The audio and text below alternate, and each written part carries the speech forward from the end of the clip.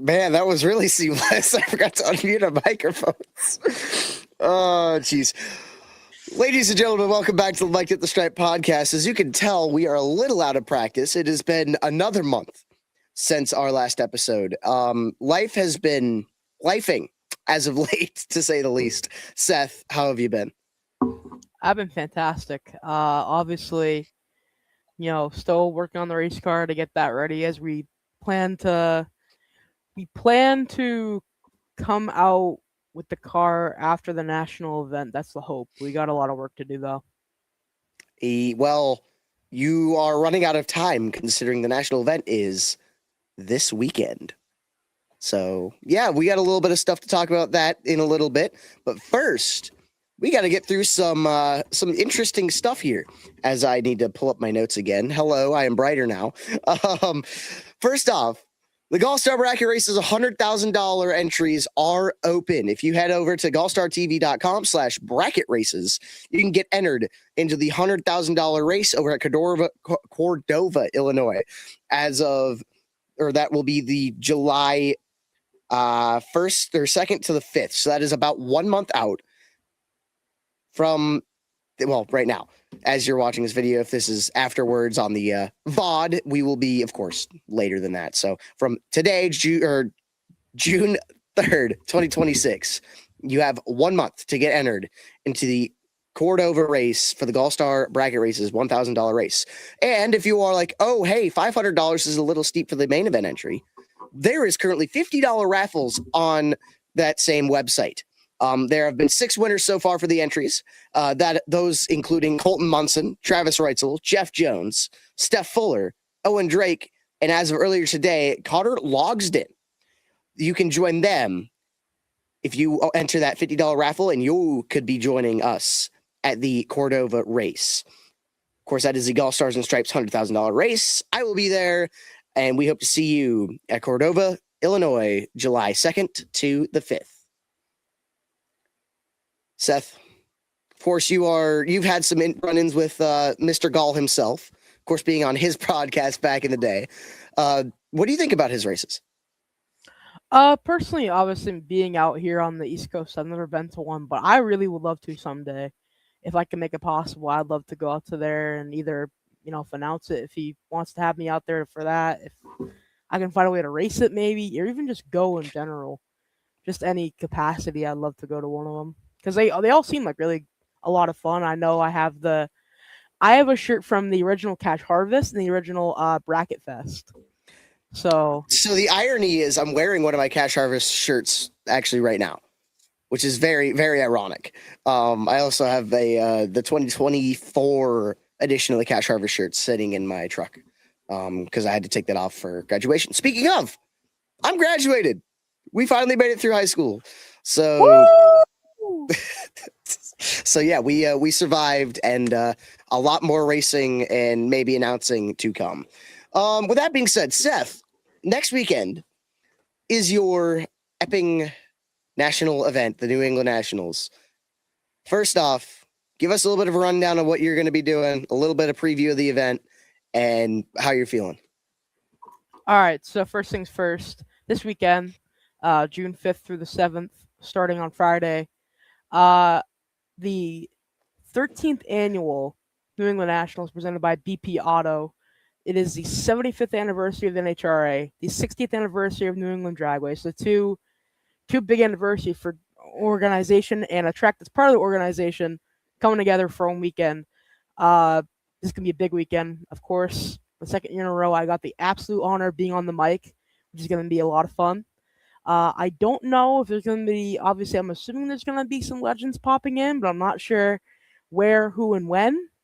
But I'm sure there'll be some legends. I know Alistair Greeny and Daryl Gwynn are going to be there for an autograph session at least, so that's going to be pretty fun. I know Shirley Muldowney said she couldn't make it, which is unfortunate, obviously. But, just how things go sometimes. But, yeah, I mean, it's just a big event coming up here. And I kind of want to start it off with pointing out that I know we had it the past couple of seasons. We've had like the Friday night qualifying. Is that something interesting? When you think of Seattle, when you think of Brainerd, when you think of like some of those tracks where, they bring in something like on Friday night to kind of like spice it up, or like, Motorplex with the whole, saddle on the stage thing. Yeah, and Brainerd with their Battle of the Axes last year with the partnership of American Rebel Light Beer. That stuff. Yeah, so this weekend, thanks to Brooks Trap Mill in Thompson, Maine, we have I believe Cam Murray said on Brian Loans' post, we're calling it the Crustacean Station. The trap chairs are once again going to be back, and so is the lobster for the #1 qualifier on Friday night, presented by Napa. So once again, thank you to Napa, thank you to Brooks Trap Mill from Maine, for putting up this really cool part of the New England Nationals. I mean, it's going to be a lot of fun, and I know Brian Loans was looking for some names for the lobster. I know last year was Larry, but look, he's actually picking the winner for what name they're gonna use. Just so you know, I put it in wrong. It should have been Lindsay Crawford and not Olivia Crawford, or Clawford rather. But yeah, Lindsay Clawford was my option there. Yeah, mine was. I will point this out there. I'm not saying I'm gonna win, but mine was hard. Mine was gifted a laughing emoji by Brian Lone, so I might be in the running. And that being Kosty Ivanov, in honor of Kosty Ivanov, a great racer from back in the day. Oh man, I think it's up there. Yeah, but that's a good one. I think there was Jean-Claude Van Damme. That was a good one. You know what? Screw it. I'm bringing this up. I want to see. It was on Brian Lone's personal page, I believe. Yes, it was. Brian Lone's personal page. Scroll down exactly 2 clicks. Okay, just some names going off the top of my head. Claw Eastwood, your pops put. Austin Varner, Tony Pinchardon, as in Tony Pedregon, but lobsterfied, he said. Lobsterous Prime, the Crust Father, Clawzilla, Lord Clawsworth, from Austin Varner as well. Wally Wobsta from Paul Brown. Al Pinchino from Tyler Miller.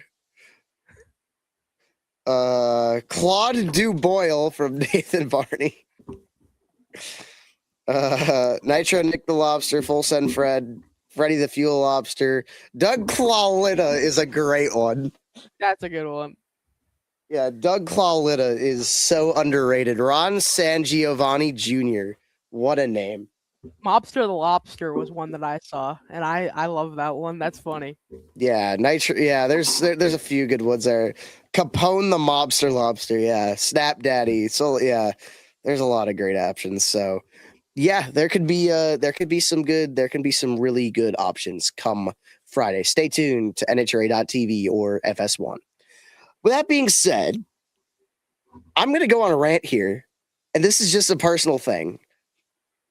I have a trailer that we bought from some family friends of ours that we were kind of do some rebuild on. In fact, we're working on it right now. And when we got it, the original person was living in it. So they put a bathroom in it. They insulated the whole thing, right? Why are you so shocked at that they put a bathroom in a trailer? You said living in it, like living in it? Living in it. Like he was a traveling welder. Oh, all right. Well, all right. That helps a little bit. And he also had a late model out of the thing too, so it was a little bit of a race trailer every now and again. But yeah, for now. So he put a bed frame in it, like a pretty much bed frame. Earlier last year, we pretty much gutted the whole thing out. Sorry, I had to clear my throat, and you'll understand why here in a couple seconds. So he was living in the thing, and he insulated the whole thing. But what he also did was insulate the bottom of the trailer with bat insulation, put a bunch of plastic pieces, and not just one sheet, but like several different hard plastic like pieces, and bolted them to the bottom. Now, this trailer is licensed in Wisconsin, where I live. The winters here suck, to say the least. Every single bolt was rusted on there to where they would either snap or just stick to the bit. So I had to take an angle grinder and literally grind every single bolt off of the trailer. And there was about 50 of them. And then I had to get the bat insulation out of the thing, which is not fun when it's all tore up in there because of the screws and everything like that. But it's keeping the moisture in the trailer too. So it's turning 80% of it into rust crumbs. So I'm over here trying to take just the bat insulation out from underneath this trailer, and just dust crumbs are falling on me. I have to work in 30 minutes. I'm hot. I'm sweaty. I'm miserable under here. And it's, if you insulate your trailer, that's fine. Don't insulate the bottom of it. I wouldn't wish that upon my worst enemy. I filled 9 garbage bags with that insulation. And like 9 big garbage bags. Did I just hear 9? Yes, you heard 9. I was very unhappy at that. But that's all done. There's a couple of spots where we're going to have to probably repair it. There's a couple of spots where it's a little bit rotted and a little bit of rust. But we got lucky in some spots, so we can probably just cut out that section, re-weld it. But overall, it's all done. Thank God. We're putting in tie downs for for the trailer this week, so we can take it to my grad party, and then we can start to work on the other stuff, like getting epoxy paint on the floor, hopefully, and then getting it ready for July. Ran over. I hope you guys enjoyed me being very angry at the previous owner of that trailer. Speaking of things I've been doing, I finally did something worth something. My first race weekend, which was, God, already a month ago now. That would have been May. It's been a long couple weeks. It would have been May 9th to the 10th over at Brainerd International Raceway. I won something. I runnered up in the Gambler, or actually semifinal in the Gamblers on Friday. Saturday and Sunday, I failed. And Sunday, first round, I'm not happy because I was 007. So I'm staging in, right? And I'm pre-staged. The other guy pretty much just goes, duh, and just goes all the way in, hits the button, and just, like, he puts it on the chip immediately. So I'm just like, all right, I got some time. And I bump in very light, very light, very light.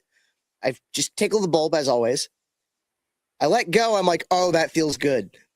I'm 7 red. He's 175.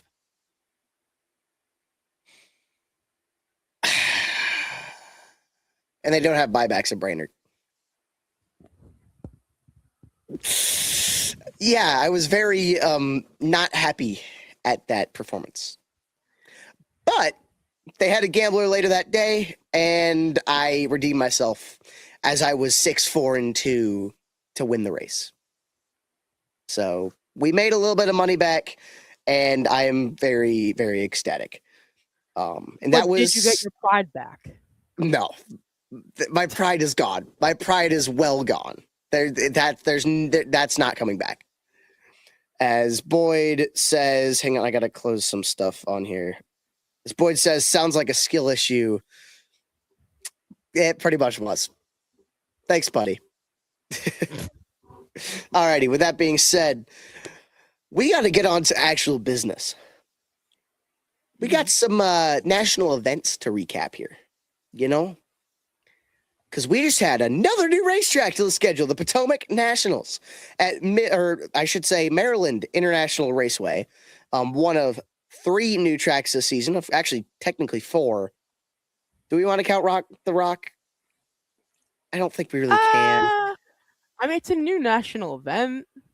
All right, we'll count it. So 1 of 4 new tracks this season. Of course, that being South Georgia, Martin, Michigan at US 131, and Rockingham. Maryland International Raceway, known for their World Cup finals and a bunch of good races, a bunch of grudge races, XDA and all their bike stuff happens there. And they finally had a national event, which is really cool to see. Their car count was oddly light. They didn't have that many classes there, but it gets pretty tight on parking there, so I understand that for sure. But with that being said, we finally had a national event at Maryland International Raceway, and I think we've had some really good races. Seth, do you want to talk about Top Fuel? Yeah, absolutely. The final round. Let's just start there because obviously this is crazy. Now I watched the final round. I honestly was watching it and I'm like, okay, Coletta's getting there. All of a sudden, it looked like I think Coletta may have shut it off just a little bit prematurely, maybe. I don't know. But based off what the pipes look like, and there was like a little puff, like right before, and Sean Landon just zoomed around by two. Wait for it, 10 thousandths of a second. Like a true bracket racer taking absolutely nothing. He's never getting past the bracket racing allegations. He just can't. No. He was just inducted into the sportsman 50 like this week. Like he's not getting away from the bracket racing allegations at all. So 210 thou, Sean Langdon gets it done over Doug Coletta. I wonder if Doug Coletta tried killing a little bit. I don't know. But yeah, Sean Langdon gets it done over Doug Coletta. Funny car. He's back. Austin Prock gets it done over Jack Beckman. And I know you've been trying to pick Austin Prock for a while. I don't know if you would have picked him this week. No, probably not. I'll be honest. So just so you guys know, we completely forgot to do picks this week because we did. Yeah. Oops. But you can't get them all. We'll have two throwaway weekends. This is one of them. But a mulligan, yeah. Well, it's a mulligan. So Austin Prock gets it done over Jack Beckman. Greg Anderson gets it done over Dallas Glenn as Dallas had problems. I did he square the tire? I didn't get to watch the race. If I remember correctly, he did. Ooh, yeah. Yes, he did. Actually, now that I remember, went back into my memory there. He squared the tire. It was like an in-car camera, and you just see him just all of a sudden just go, just violently shake it, and Greg just bye. Gotcha. So Greg Anderson gets it done over Dallas Glenn. I wonder if Dave put different tune-ups in them. I do not know. Weird. That'll also bring up Pro Stock Motorcycle. Angie Smith, redemption from last weekend after her bike broke. Transmission had issues and she couldn't lead the line. Also, people are trying to say that she threw the race. No, the Smiths would never. No, the Smiths are great people. They wouldn't. They're honest people too. They would have a heads up race. And unfortunately, Angie works on her own motorcycle with two other people. She would not throw the race. No. It was her decision to change stuff, and it bit her, unfortunately. But she comes back this weekend and beats Ryan Ayler, which Ryan's also been having a killer year on his El Bandito Yankee Tequila machine. Mm-hmm. So it could be really cool to see those two. That could be a championship battle later in the year if things go right. Yeah, honestly, I'm kind of like, I feel like there was some questioning about, with Braden Davis, because I know he did really well with Vincent Hine last season, but I haven't really paid at all too much attention to Pro Stock Motorcycle just because, if I'm being honest, because it's not coming to Epping. It kind of has been slipping my mind a little bit more than the other categories. But there he is. What? Your internet decided to not internet for a couple seconds. Oh, wonderful. Anyway, essentially, I think if you stick Braden Davis on Ryan Ayler's bike, I think he would do really well. Obviously, Ryan's doing fantastic himself, but I mean, I'm kind of wondering because I haven't seen much of it, which self-admittedly, I'll admit to, I haven't seen too much of it, but has Braden had the same kind of performance? Because he's had similar. It's been similar? Yeah, it's been very similar. Okay. All right. At least from what I can remember. I've also been really busy to be paying attention, but we could see a lot of good stuff happen between those two. Top Alcohol Dragster. I know this guy is elated at that weekend's performance. Jackie Frick gets it done over Gary Pritchett. Of course, Jackie Frick is one of Seth's friends, and that's why he's very happy. Gary Pritchett, also a friend. I never So said that. I never didn't say that. It was I two know, friends in I the know. Fair final, enough. but one you knew a little bit more than the other. Fair enough. That is true. Yeah. The Killer Bees still doing their thing as Sean Bellemere gets it done over Bob McCosh. Of course, the Killer Bees have just been on a roll this season. And what will it take to stop them? I don't know. Uh, I, I mean, I Meteor. don't. Yeah, probably that's the way it's looking. A meteor's kind of the way that it'll be to stop the Killer Bees at this moment. Comp eliminator Steven Zerka gets it done over Joseph Aerosmith. That was by a close margin of 2 thousandths at the stripe. That is 24-10 thou. If you go to the fourth digit there, and top sportsman Ronald Regal gets it done over Vince Forcade rather at 0028 at the stripe. That is 28-10 thou to get to that fourth digit. And then in the JDRL, the Summit Junior Dragster Racing League, Cole Rudy, or that's the shootout for D. Would that be D1 or is that D2? That is D1? Okay. Cole Rudy gets done over Jordan Willingham, which is that was also a really close race if I looked. Speaking of, Matt Smith unfortunately did miss the Potomac Nationals due to issues regarding his gallbladder. He made a little live stream announcement earlier today on that. We do wish Matt the best, and we do want to say get well soon, Matt Smith. Absolutely. That it's never fun when a racer is sick in any capacity. No, but especially when it happens during a race weekend or if it's a sickness, injury, whatever it may be. It's never fun to no. go through that, especially the racers themselves, but everyone around them as well. So it'll be great having him back at the track when he's able to come back. Precisely, yeah. So Matt Smith, hope to see you soon. Now, Epping has very little that requires our pick stuff, which is very unfortunate. They only have the big three going there, which is Top Fuel, Funny Car, and Pro Stock. But before we get into that, I do just want to say, for all you dirt track fans, tomorrow night, the High Limit Sprint Car Series will be coming to my home track, the Douglas County Ganniclaw Speedway, which I am elated. I have been waiting to see a big name series at my track since the World of Outlaw late models came a few years ago. And on the high banked 3-ace clay oval, I will be heading there to go watch some 410 sprint cars and go see Tanner Holmes, who I've known for many years. Of course, Kyle Larson's allegedly going to be there. Rico Abreu. There's a lot of big names that are going to be at the High Limit Series come tomorrow. They're at Red Cedar right now as we speak, which is exactly 2 hours to my south. So that's really cool. In fact, thank you, Boyd. Boyd just came in with some breaking news. Young Money gets it done at Red Cedar Speedway tonight. So the 57 reigns on top. That's good to know. Thanks, Boyd, for tuning in there.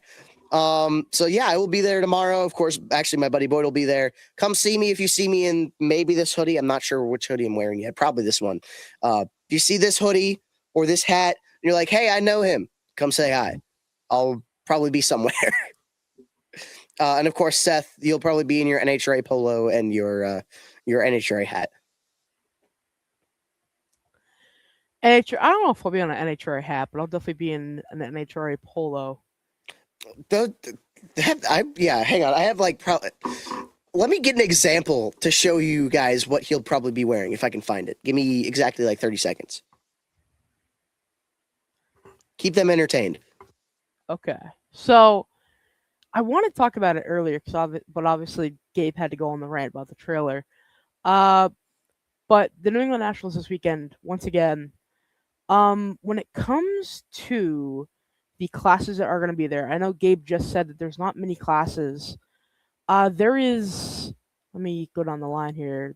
Other than the big three, as he mentioned, there is Comp Eliminator, Super Stock, Super Comp, Super Gas, Top Sports, and Top Dragster. But most importantly, a class that is left out of a national championship and world championship is Super Street. Super Street, a big category here in Division 1 country with a lot of people running that category. I think the current number, I don't remember the current number Super Street signed up for the national event, but it's a bit.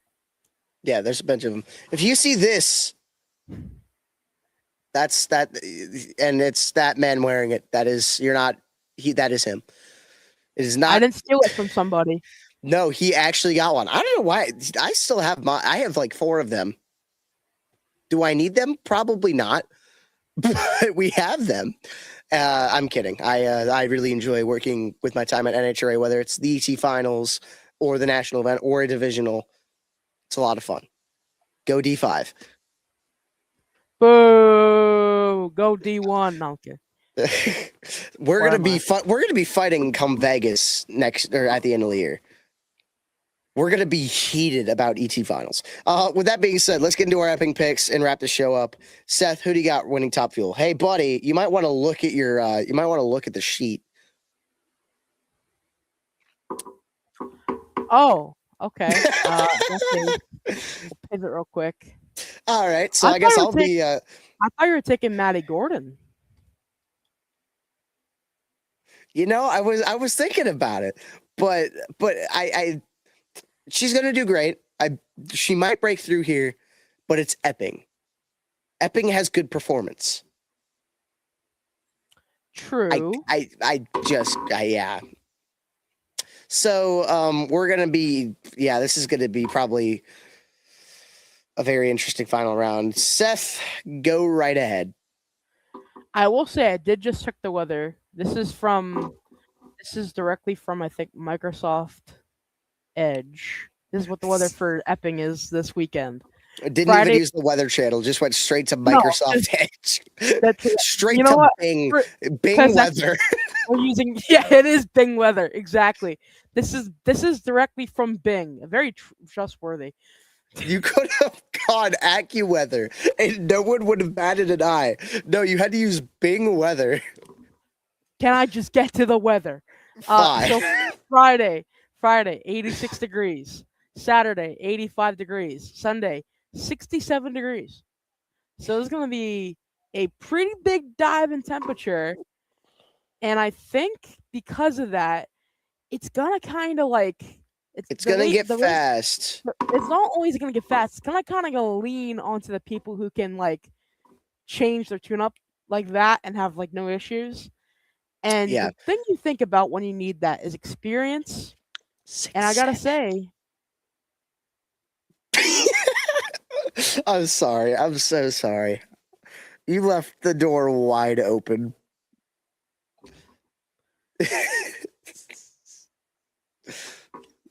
Thank you, buddy. All right, hang on. I'll play it for you. No.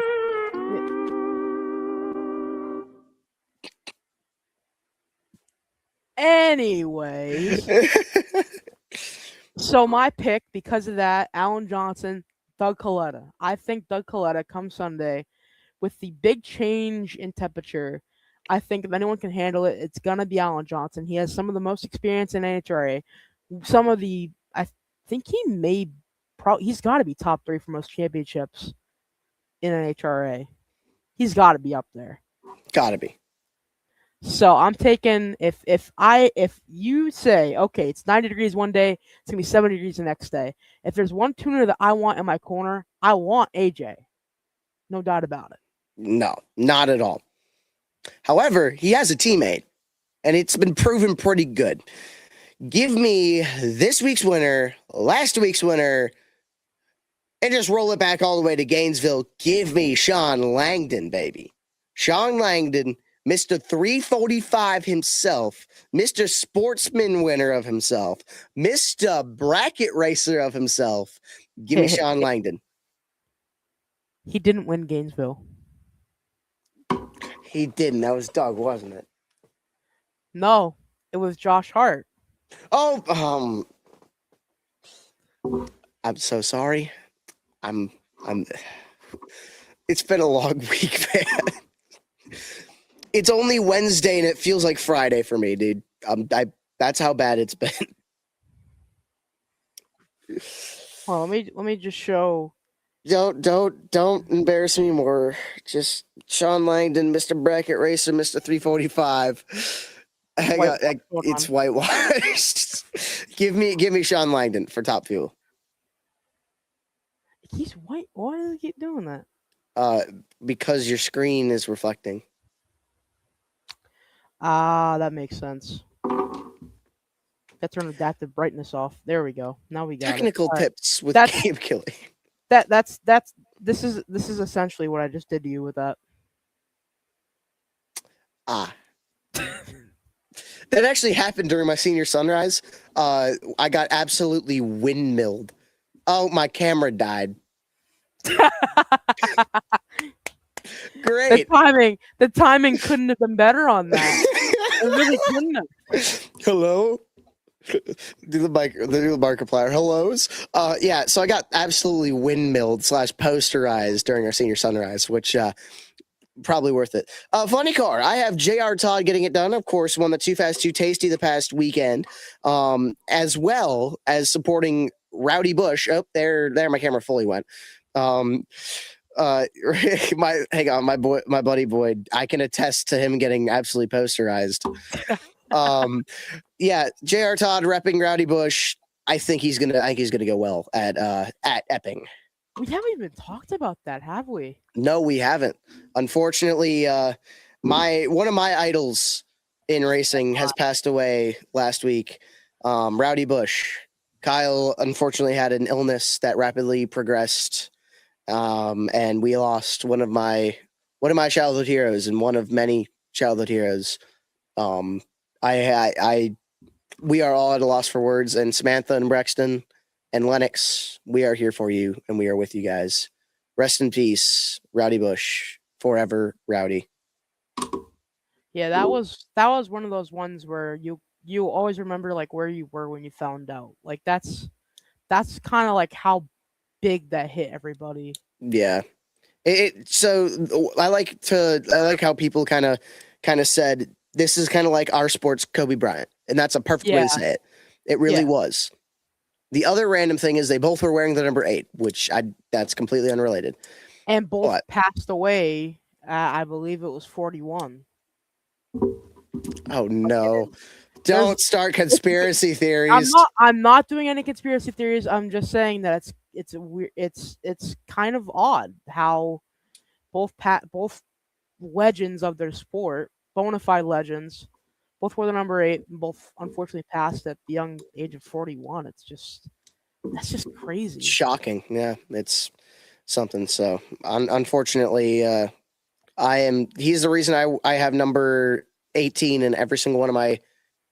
Okay, GoPro, turn on every single one of my numbers, on every single one of everything I have, and I'm just at a loss for words. Yeah, it is. Yeah, that was not a fun day at all. No. I was actually in line or about to go into the Dunkin' Donuts line before my choir concert when I found out, which was, it was something. But anyways, that being said, Seth, we have 3 more picks to announce, and I think it's time we restart the propaganda. Yes, it is. It is absolutely time to restart the propaganda. Listen, I started doubting him, and honestly, I think he would say it personally, rightfully so. Things weren't going that well for him this season. And then get to Charlotte, things start picking back up again, and all of a sudden we get to Maryland, a track that we've never raced at before. And guess what? The Proc Rocket is back, baby. So, you know what? I'm riding the hot hand. I'm bringing the propaganda back. Bring back the band. Let's go. I'm picking Austin freaking Proc. They're back. They're bad. And it is going to be interesting to see how their season progresses from here. Because, I mean, it's been... The weird thing is he only qualified 11th, but it must have been a really tight field. Absolutely. Plus, also, I think they had maybe a bit of a weather curveball. That is true. But I know they were threatened by rain at points, I believe. Yep. But Proc Rocket, but Thomas Prock knows how to handle those. So yeah, the Proc boys know what they're doing. Pro stock. I had to go with my hometown hero, which he has been doing great as of late. Give me Greg Anderson to win pro stock. I mean, yeah, he won in Maryland, so That makes sense. And really, these two have been also pretty inseparable all years. You look at years. yeah. If you look at the point standings and you see our picks, they're 1 and 2 respectively at this point.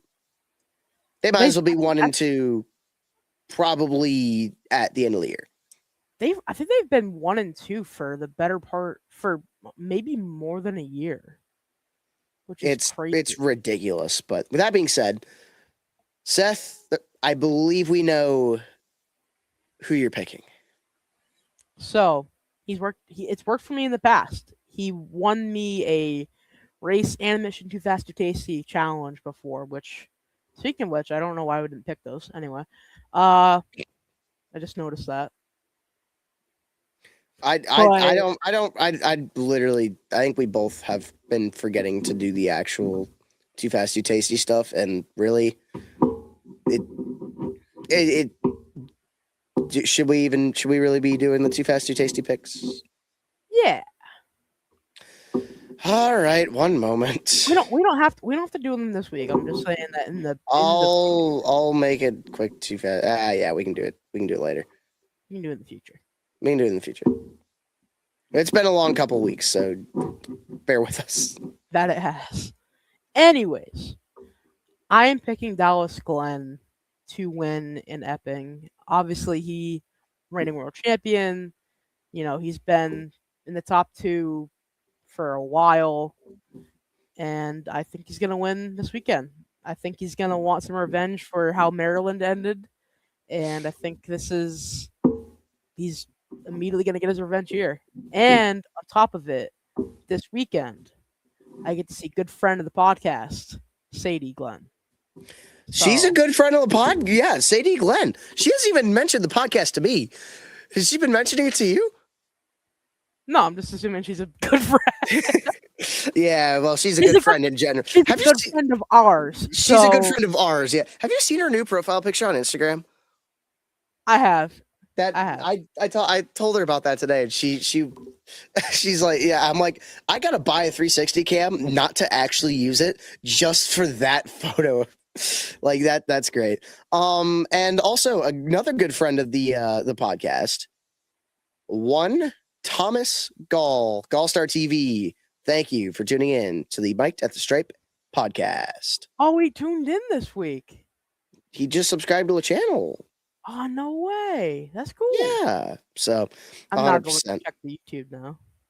He's now going to the YouTube channel. With that being said, that concludes all of the scripted things in this episode. Any last comments for you, Seth? I will just say, if you are in the Division 1 area and you want to stop by Epping this weekend, absolutely do so.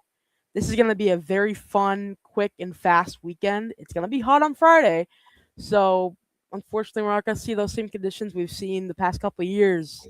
At least I don't think. Maybe. Who knows? We'll see what happens. But Sunday, if that is true, if those temperatures stay, it's going to be quick. It's going to be quick early. So I would not want to miss it, especially on Sunday, because Sunday, not only going to be quick, there's going to be a lot of traffic.